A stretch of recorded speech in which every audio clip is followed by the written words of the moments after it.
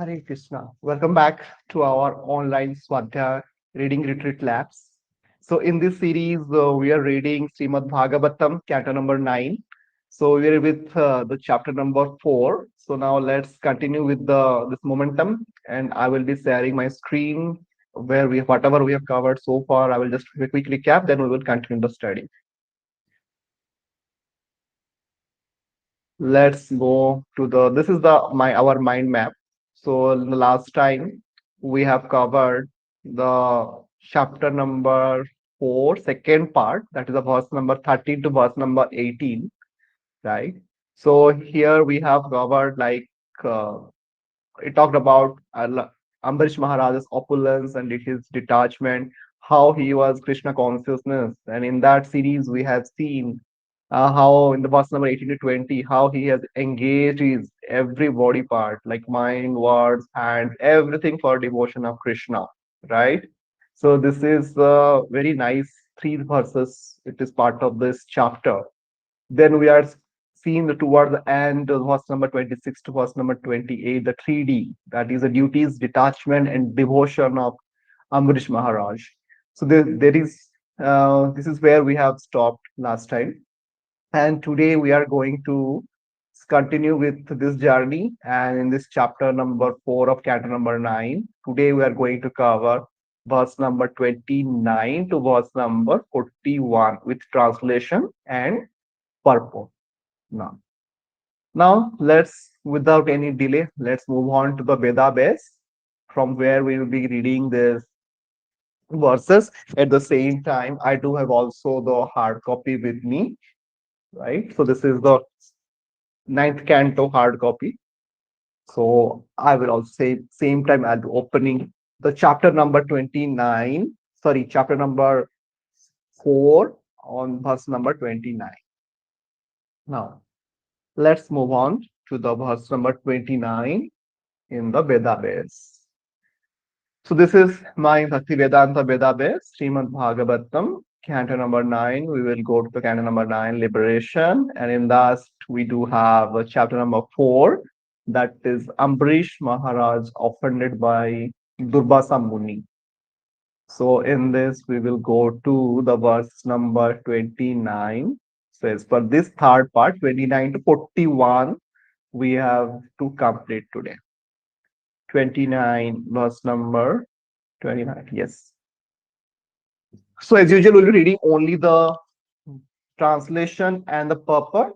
In another sessions, in the sloka recitation lab, we will be focusing only on the recitation part and understanding the synonyms, the meaning, word by word meaning of that, right? So let's continue with that translation. To worship Lord Krishna, Mahārāja Ambarīṣa, along with his queen, who was equally qualified, observed the vow of Ekadasi and Dwadasi for 1 year. Purport. To observe Ekadasi Vrata and Dwadasi Vrata means to please the Supreme Personality of Godhead. Those interested in advancing in Krishna consciousness must observe Ekadasi Vrata regularly. Mahārāja Ambarīṣa's queen was equally as qualified as the king. Therefore, it was possible for Mahārāja Ambarīṣa to engage his life in household affairs. In this regard, the word Tulya Shilaya is very significant. Unless a wife is equally qualified as a husband, household affairs are very difficult to contain. Chanakya Pandit advises that a person in such a situation should immediately give up household life and become a Banaprastha or sannyasi. Maya Mata Dasya Grihe Nasti Bharya Chapriya Vadiri Aranyam Tena Gantavyam Yatharanyam Tatha Griham. A person who has no mother at home and whose wife is not agreeable with him should immediately go away to the forest, because human life is meant for spiritual advancement only. One's wife must be helpful in this endeavor. Otherwise, there is no need of a household life. Moving to the next verse, verse number 30, translation. In the month of Kartika, after observing that vow for 1 year, after observing a fast for 3 nights, and after bathing in the Yamuna, Mahārāja Ambarīṣa worshipped the Supreme Personality of Godhead, Hari, in Madhuvana. Verse number 31 to verse number 32. Translation.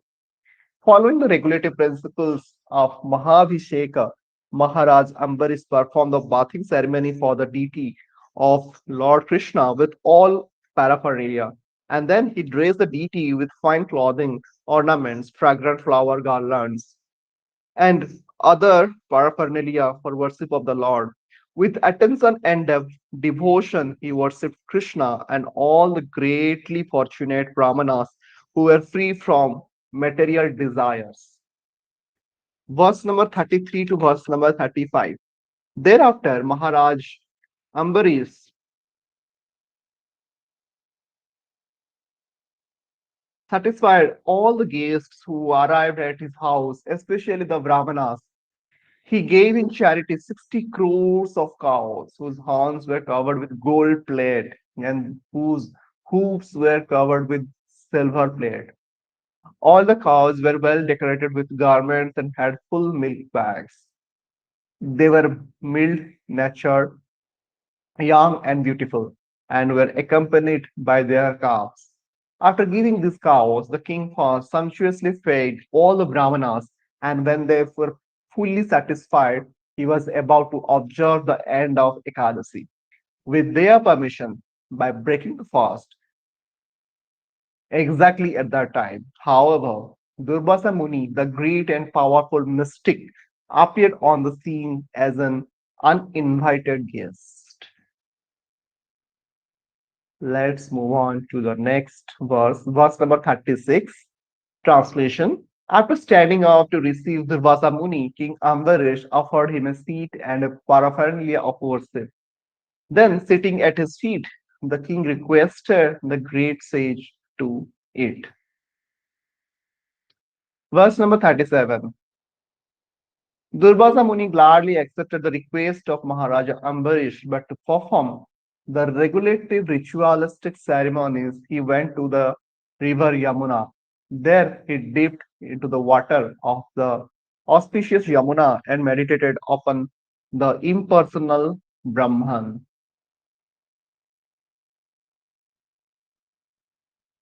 Verse number 38, translation. In the meantime, only a muhurta of the Dwadasi day was left on which to break the fast.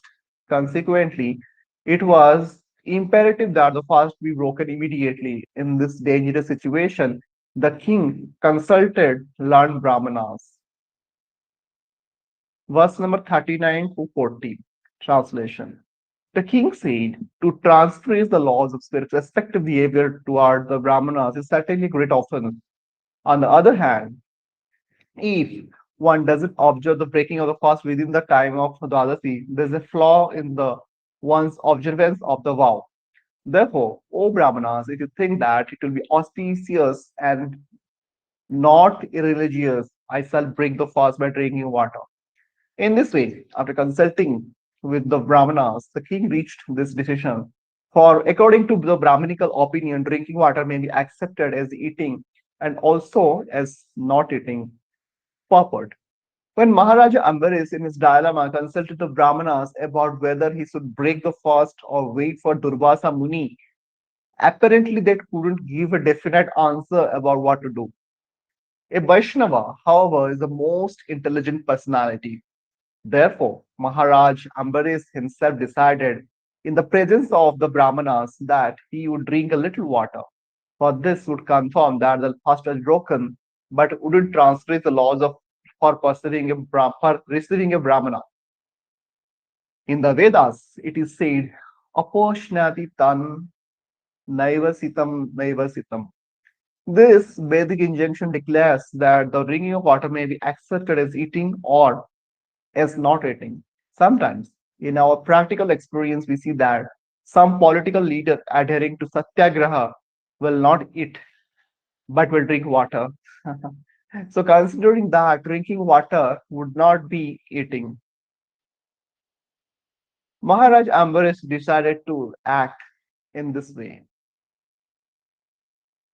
Moving to the next verse, verse number 41, translation.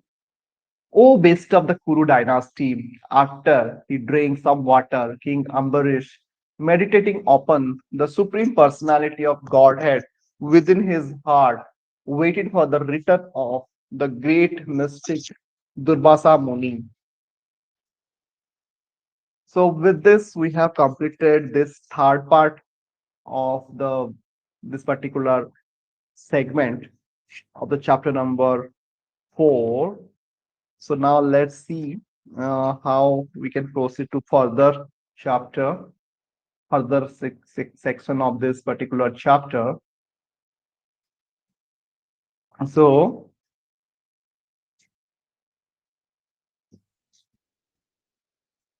here, just to summarize again, we will be drawing the mind map the further. So let's move on to that segment. So we will do a summary here.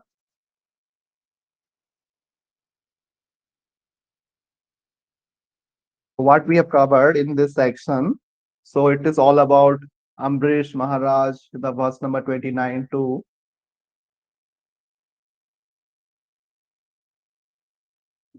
29 to 35. It was all about Dwadasi Vrata at Mathura. So we have seen here, just to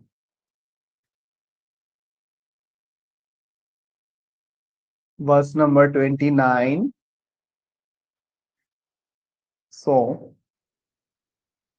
Dwadasi Vrata.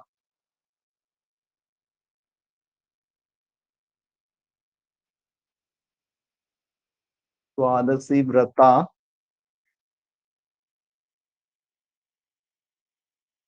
by Ambarīṣa Mahārāja.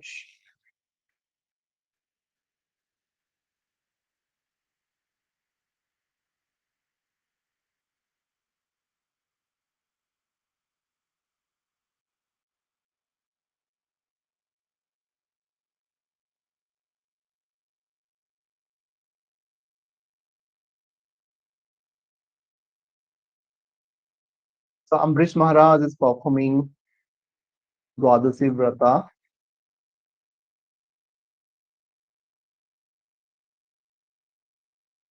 Where he does at Mathura. Mathura and worships Krishna.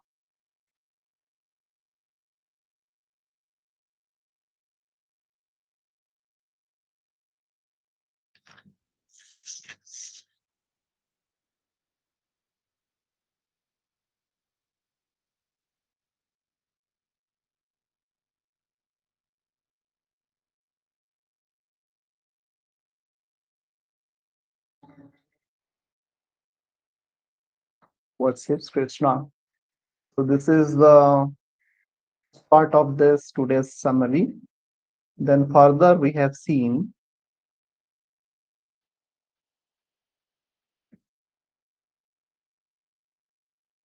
we will paste it. So the next segment is he welcomes Durvāsā Muni, and third part is he drinks water before Durvāsā Muni's return. 36, 37, 36 to 37, and he drinks water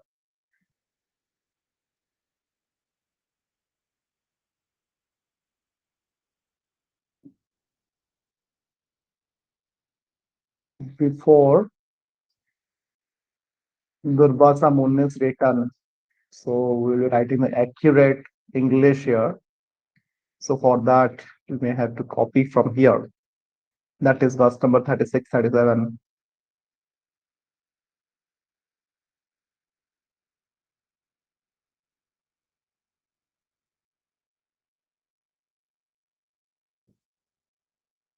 Durvāsā Muni.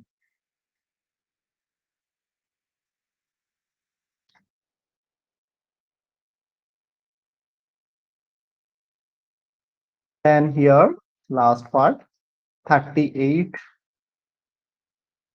to 41.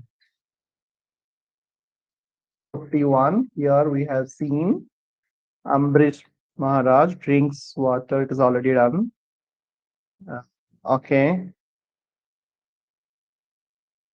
Okay. So sorry. Actually, this would be Ambrish Maharaj welcomes Durvāsā.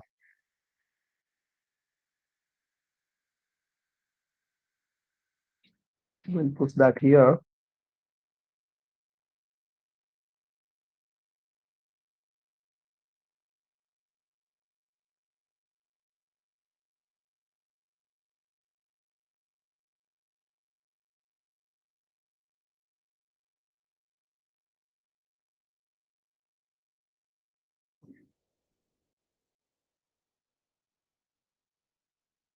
Durvāsā Muni is written.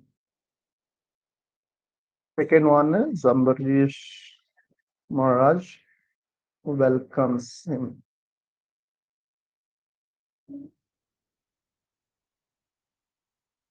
This is a quick summary of this part of chapter number 4. So we will stop here, and in the next session we will be continuing with the fourth part, that is from verse number 42 to 48. Correct. Srila Prabhupada की जय। ग्रंथराज श्रीमद् भागवतम की जय। हरे कृष्ण।